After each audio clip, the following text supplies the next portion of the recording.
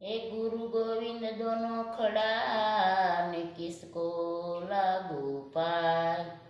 जो बलहारी गुरुदेव की तो गोविंद दियो बताय। गुरु અમારા ગારુડે અને મુજ પર કીધી મેર। મોરો બતાવ્યો મરમતણો તો સબ ઉતર ગયા દેર। સતગુરુ મહારાજની જય। સત્ય સનાતન સતી ધર્મની જય। તો ગુરુ અમારા ગારુડી મુझ પર કીધી મેર। મોરો બતાવ્યો મરમતણો તો સબ ઉતર ગયા ઝેર। તો ઝેર કોને કહેવા? આપણામાં ક્રોધ, લોભ, મદ, ઈર્ષા બધી હોય, એ બધું કાઢીએ તો આપણને ઝેર ઉતરી જાય, તો નિર્મળ બની જાય। ગંગા સતી માએ ન કીધું, નિર્મળ થઈને તમે આવો મેદાનમાં તો બીજી પાડી દો ભાત। તો નિર્મળ થવું જોઈએ। તો જો આપણા દેશમાં હજી હમણાંની જ વાત છે, જો વિજયગરી બાપુ તો હજી હાલમાં છે ને, તો વિજયગરી બાપુ સંત થઈ ગયા, તો એ તે બેબો બાબો જન્મા થા, બેબી જન્મે, તો એ બન્યા ભગત બને અને ભગવાન મળે।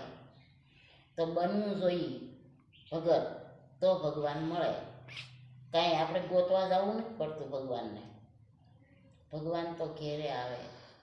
પણ નિર્મળ થાય તો, અંદરથી શરીરમાંથી જાય વસ્તુ તો ભગવાન આવે।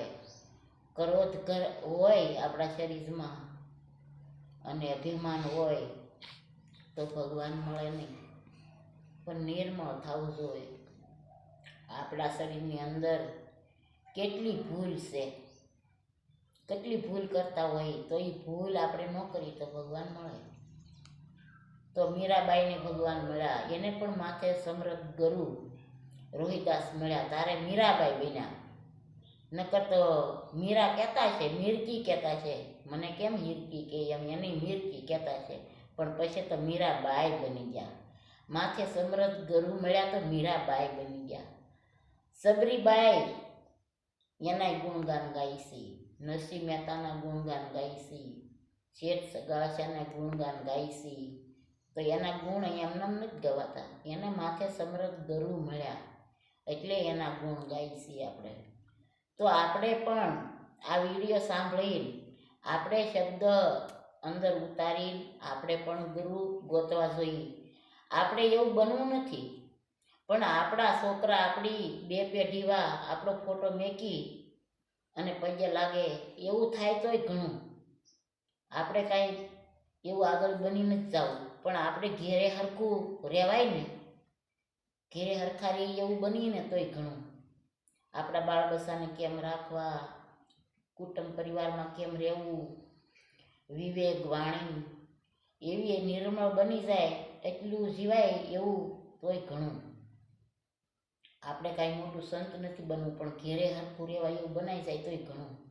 આપણા બાળ બચ્ચા હરખું બા કે તોય ઘણું, નકર તો ડોશી કે, ડોશી પણ ક્યાંય એક કોઈ બેહતી નથી એવું કે, તો આપણા બાળ બચ્ચા હરખું વિવેક રાખે આપણી માથે એટલું સારું જીવાય તોય ઘણું। પણ ગુરુ મહારાજને શરણે જાય તો વિવેક આવે, તો આપણને વાણી આવે, તો અમૃત જેવું બોલતાય આવડે, પણ જાય તો થાય, ગયા વગર કાંઈ મળે નહીં।